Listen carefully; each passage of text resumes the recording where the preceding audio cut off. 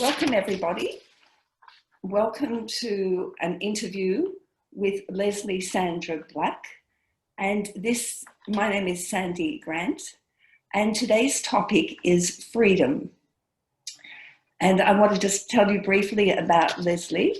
Leslie's based in Canada. She is a fellow Life Transform coach and co-author of the book, Your True Power, The Key to Your Amazing Life. I'm just going to read you a few bits about her. Leslie's been fascinated since childhood with the mystical dimension of reality, and her own inspired journey has taken her exploring the mystical dimensions, exploring diverse spiritual paths that offer guidance to her clients on their own journeys and quests. So for 3 decades, Leslie has transmitted embodied, heart-centered energy healing to facilitate people to find their freedom and their own gifts.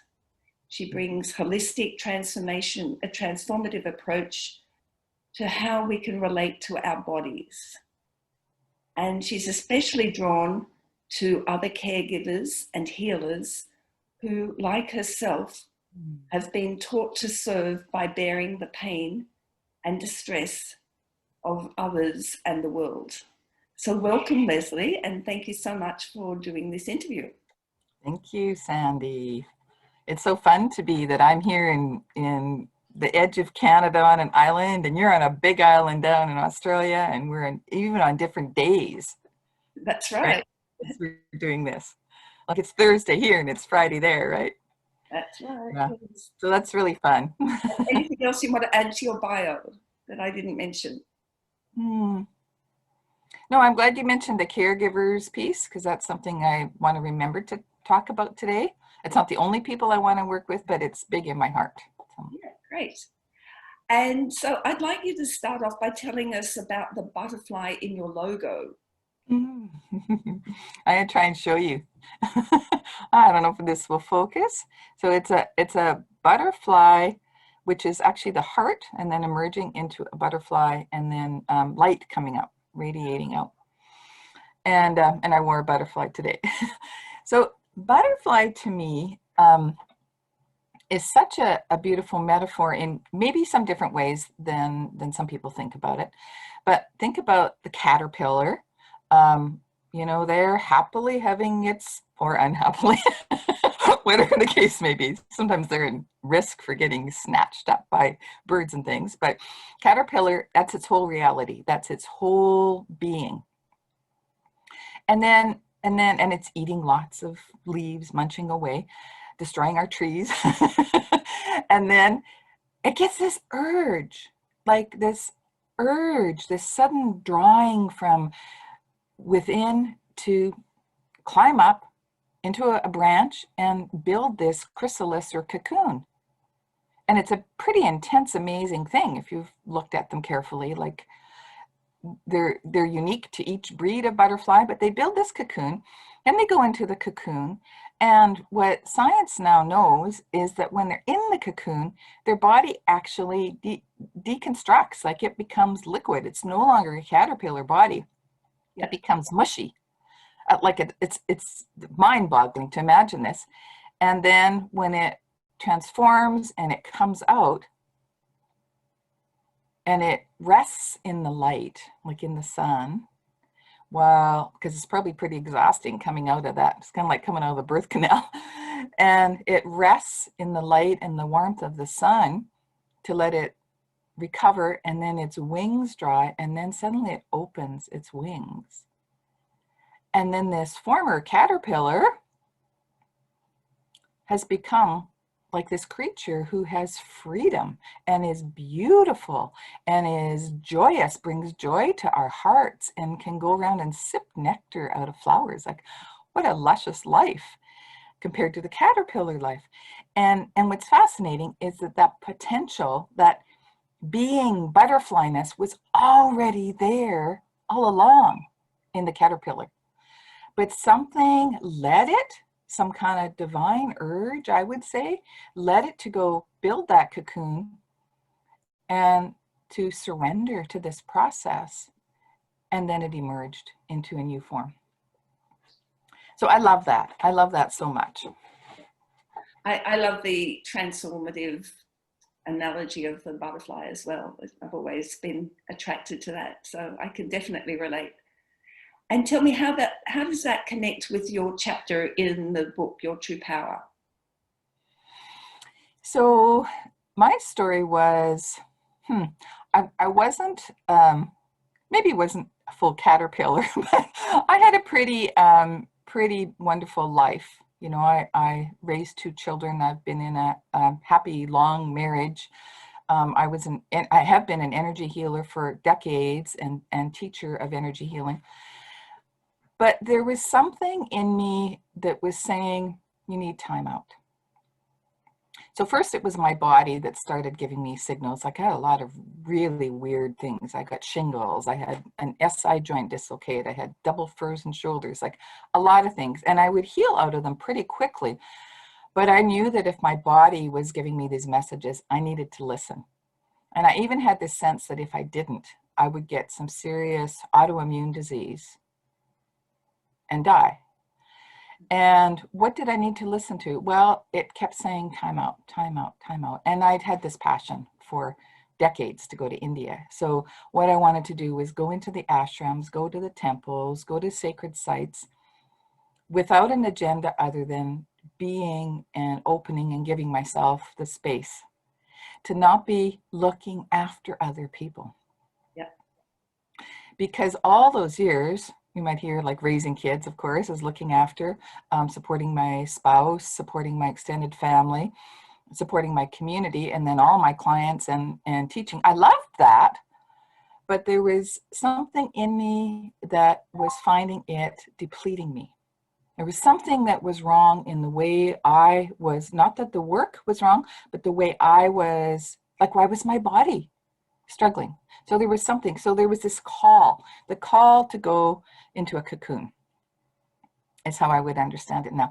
So I went off to India, did like amazing ashrams, met some very big spiritual luminaries, had activations from them, had many adventures, and then got really sick. And so that's kind of the arc of my story. I got really sick. And in fact, my life became like a cocoon. So I was thinking about the, wrapped in the sheets in bed was like a cocoon. My brain went foggy. That was like a cocoon in my brain. Like I could no longer live my life. I couldn't be a caterpillar anymore. And it was absolutely clear that this is what I was to do. And that actually lasted, with the brain fog, lasted 2 years. So it's a little longer cocoon than a butterfly. But when I came out of that, like what happened, my transformation, I have so much more joy and sense of freedom, which is why I was led to talk about freedom today. Like, it's like so much happened, even though I had a beautiful, happy life before, the exponential like freedom that came out of that cocoon period, it just astonishes me. And it's inside. So people might not notice it on the outside so much, but inside me, like, my relationship with life is different. Right. I feel like I have become a butterfly. I feel like I live this freedom, and it's very joyful. And I want to share that. It's a butterfly. How do you bring this freedom that you found for yourself to your clients, your coaching? Well, can I talk a bit about the cocoon stage? Go for it. Because I think the gifts that came from that is what I'm bringing. Like, I certainly don't want anyone to have to go through that kind of illness. Like, I've done it, and I can share, my wisdom and learnings from that. And I don't want anyone to have to go through such an intense cocoon period as I did. It was really intense. It was very painful as well. And so what happened in the cocoon was, first of all, rest. Like, I needed to rest and rest and rest and rest. I needed my mind to rest. In India, I was not working, but I was being stimulated all the time. And India is India. So you're always like trying to navigate, right? But you know, like activations from Amma and from Muji, from the Dalai Lama, from, you know, other beautiful places. And it's like my mind, my body needed space to rest with that. But also I had these swarming little buddies that I brought home, parasites and bacteria, and my body was overwhelmed. So I needed to rest in order to heal.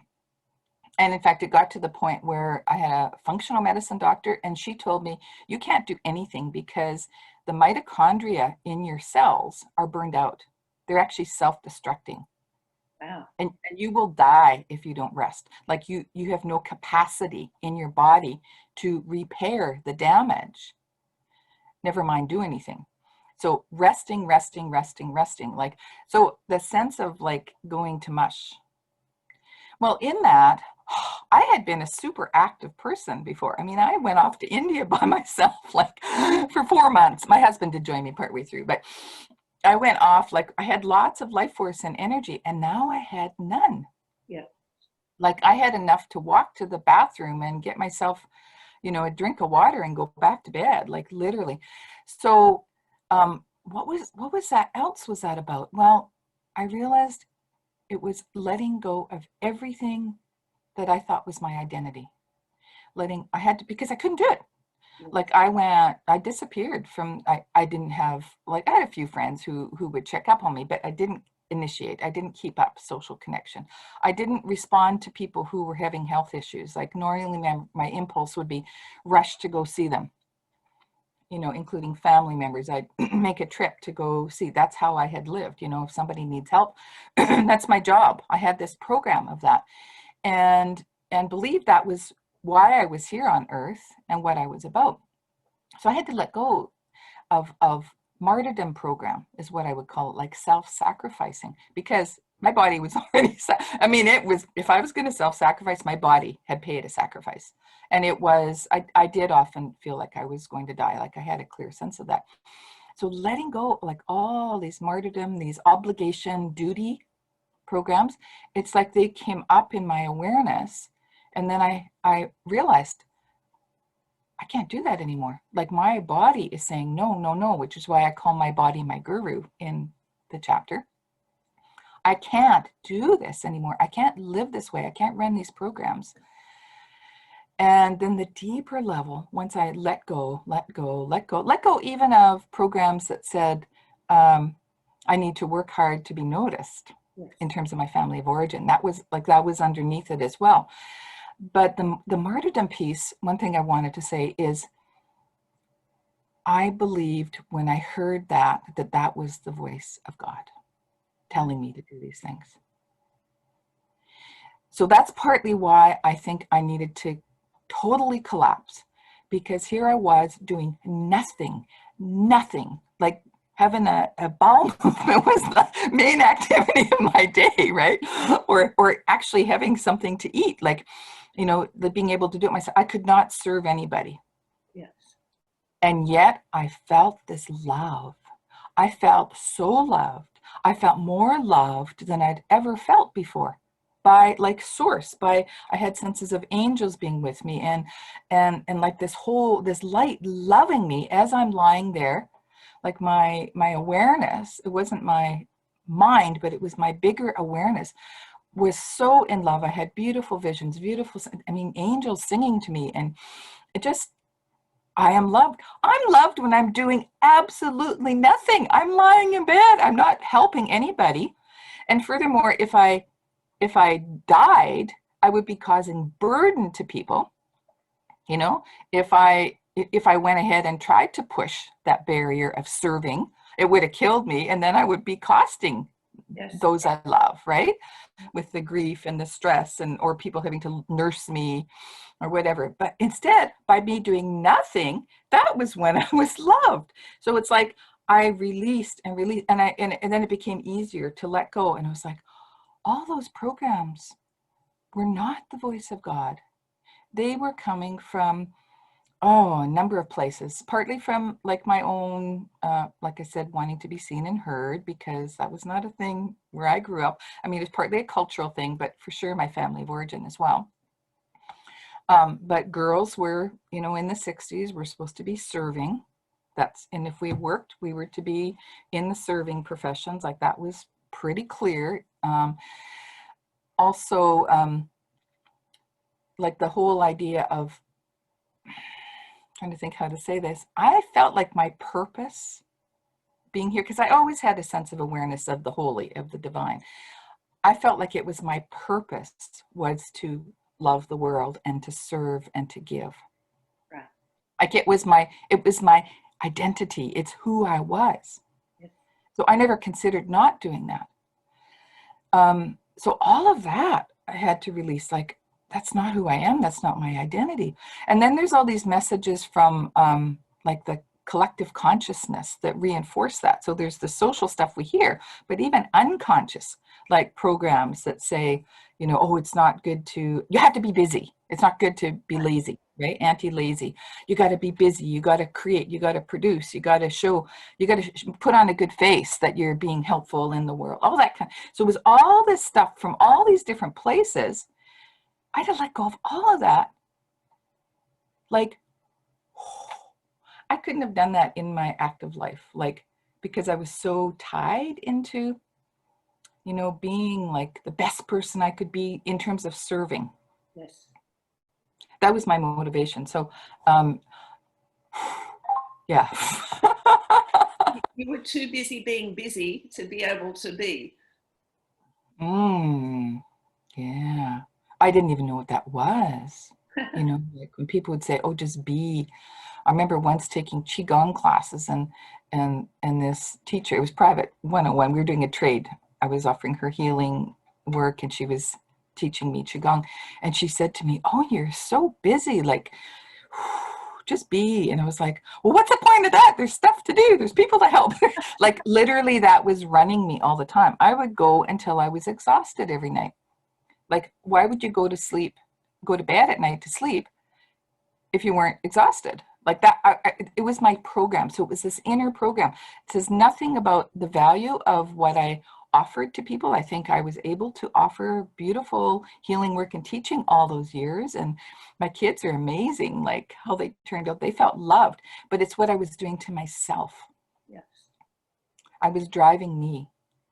And to learn that I was loved to be, like, that's freedom. I can lie in the light and, you know, do what I love or what is joyful. Or not do. Or not to. Yeah. Yeah. Yeah. So my outer world probably looks different that way. But I think I accomplish more with less doing. Yes.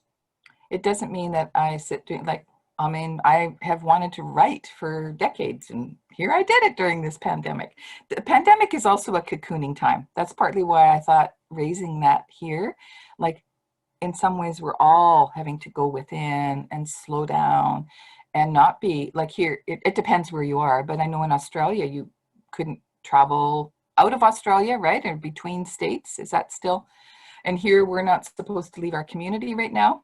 Right. We're not to gather with groups of people. So any out classes or events or public things are not supposed to happen, you know, right now. So everybody's having to find their way to like go inside and what is it I love? What do I want to spend my energy with? Like, you know, how do I want to be in this? And it's going on and on. It's going to be a year probably.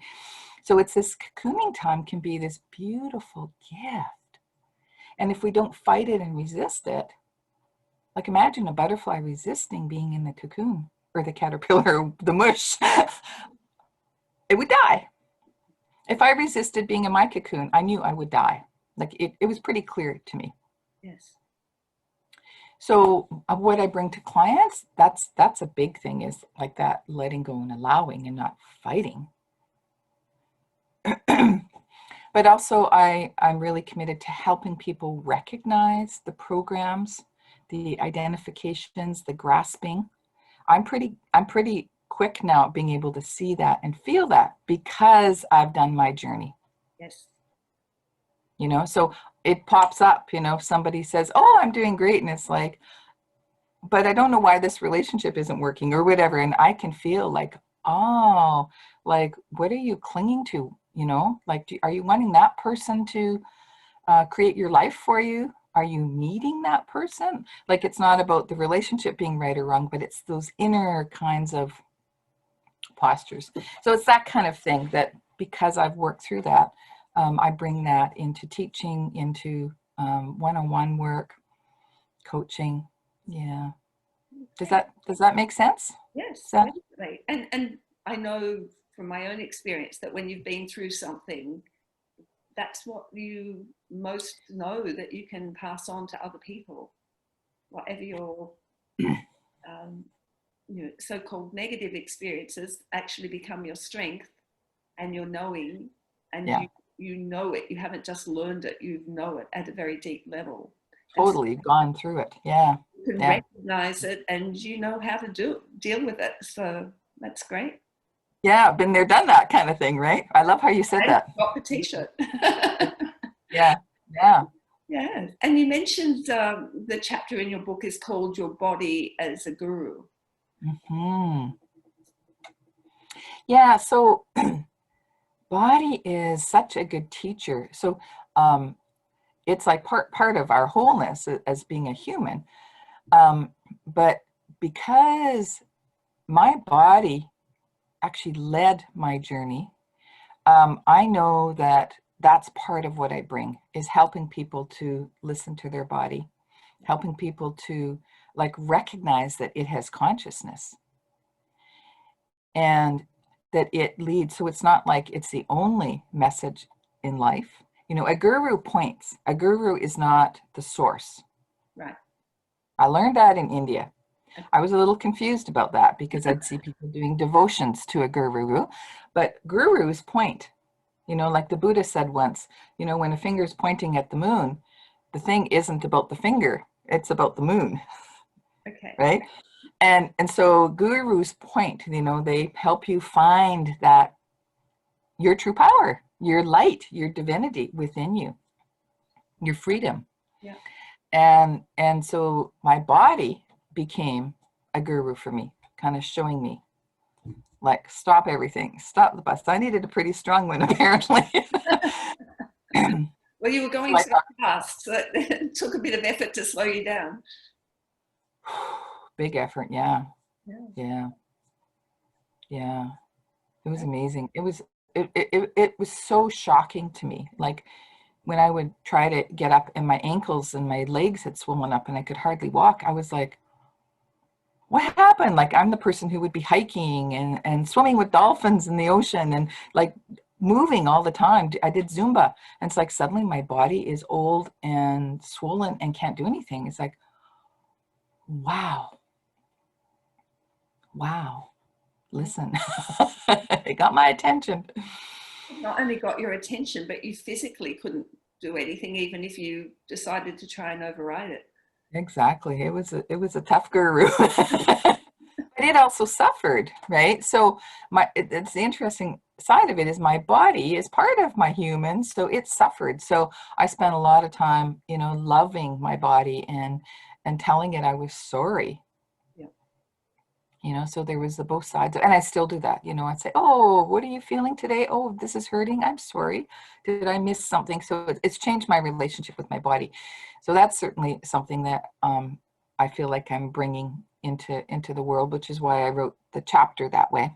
Yes. And it sounds like you're listening to your body, and that's why it's the guru, because it's pointing out things that Yes, you weren't aware of. Yeah. totally, Good. totally. So often we see ourselves as being, as the body as being like something we control, Mm-hmm. something that carries the rest of us, you know. But we're here as I would say as spiritual beings living in these bodies to have this human experience.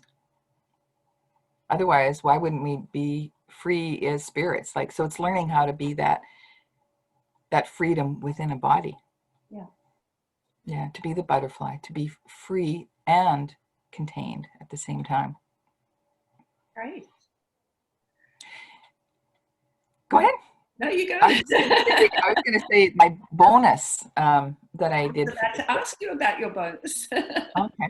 Um, So each of the co-authors has created a bonus based on what we think would be helpful to people in when they purchase the book, Your True Power Book, which we haven't even mentioned the official name of it yet, Your True Power Book. When you purchase the book, you have the opportunity to get access to a bonus. A bonus. A bonus from me, a bonus from Sandy, a bonus from 14 of us. So 14 bonuses. Yeah. And most of those are webinars or recordings. So mine is a webinar that's called Befriending Your Body. And I'm taking people through some activations, some awarenesses, some exercises to help them build that relationship with their body.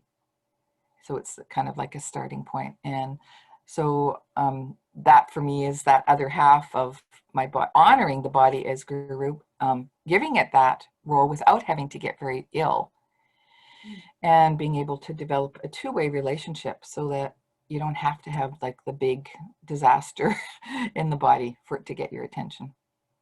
And I was on that call when you did it live, and just to let listeners know, most of these bonuses were live, but the ones that have already happened are available for immediate download. So I was on Leslie's live bonus and participated in the exercises that she went through. So very helpful, particularly if you have body issues, but even if you don't, it's a new way of looking at things and experiencing things. So I recommend you, when you buy the book, and I guess we should expand on the book. So the book is called Your True Power, The Key to Your Amazing Life. And it's available through yourtruepowerbook.com. It costs $1 US or equivalent, depending where you are. It's an ebook initially. And the money is going to charity. So even if you don't want to read the book, it's $1 to charity. If you do like reading transformative stories, there are 14 true, amazing transformational stories. And Leslie's is on one issue, but each author has a totally different experience. Even though we've all come through this transformation, the characters and the roles that we played and the programs and things may have been similar, but they look like totally different stories. Because they were lived in different ways, in unique experiences. And yet we all have our own perspective on what your true power is. And we've all come through to the other side to give you the inspiration that you can have an amazing life. And we're here to prove that. And the other thing is, when you sign up in the pre-order phase for Your True Power book, you can enter your order number into a free raffle to win $1,000 US. And so if that's not enough reason, so we have 14 transformational stories, we have the money going to charity, we have 14 bonuses, and we have the free raffle. On top of all of that, we really want to spread the movement, the message and the movement, to give other people the inspiration and the hope to know that probably there's going to be at least one story that you, if you read it, will relate to, and to know that you're not alone. You're not the only one that's going through this, and we'll come out the other side. Do you want to add anything more to that part of it? Well, I really see it as like it's a gift of love that we're all offering into the world. Like I've had people say, well, how can you afford to do that? It's like, well, we're not expecting any money from it. Like it's not about income for us, or it's really about sharing this message because we're so grateful for our own transformation. I mean, Sandy's story is amazing. You've got to read Sandy's too. Like it's very different from mine. And as they all are, as each one is. But Sandy brings like a voice that may really speak to you differently than mine or one of the other authors. And we're really offering this because we're so grateful and we wanted to offer this into the world. And it feels to me really at this time with this pandemic and there's all this polarization happening in the world, that it's like let's do things differently, people. Let's open each of us, like everybody, to their true power. If we could get this to millions of people, this message about this is really what you're looking for. You're not looking to have certain rights or to have a certain political persuasion or to have power over. You're looking for that true power within. And that's what it's about. That's really what it's about. And I think the fact that we've come together in cooperation, communication, collaboration, and that's part of the reason why we're doing these interviews. And we'd love you to share them with anybody that you think might benefit from them. And don't be attached to the outcome. It's just like offer it in love, no strings attached. Right. And if you feel moved to share the book, I'll put the link in the notes, but it's yourtruepowerbook.com. So all one word, yourtruepowerbook.com. And Leslie, I believe you have something that you would like to offer. I was just going to say, if people wanted to pursue work with me, to know about classes that I'm offering. I haven't got any classes active right now online. You can check out my website, which is heartawakening.ca. It's this .ca is Canada. And so I have, there's some videos on there. I also have a YouTube channel that has some videos on, and my Facebook page, which is Heart Awakening as well. So there's lots of free stuff offering. But also I do one-on-one sessions. I will be teaching classes on body. I'm developing a program right now. So just want to let you know, like, this is a first step. And if you want to pursue further and find your own freedom and joy, I'm here gladly there to be a lighthouse showing you the way. And even though you're in Canada, you're doing these sessions online? Absolutely. Yes. Yes, I have clients. I've had clients in different countries, and certainly all of Canada's a big country. So yeah, for sure. Yeah, and I'm not seeing anybody in person right now because of the pandemic. We're not supposed to have anybody in our house that we don't live with. So yeah, it's all online, and it's beautiful. You can do a lot. I actually even do energy healing with people's bodies through this kind of format, and both of us feel lots shifting and changing. So it's quite, because it's all in consciousness. Yeah. And body is part of consciousness. It's all energy. Mm-hmm. Exactly. Yeah. Fabulous. So any final words before we wrap up? Just, I want to say that, my story is my story. It's really a pointing. I hope nobody has to go through the kind of journey I went through.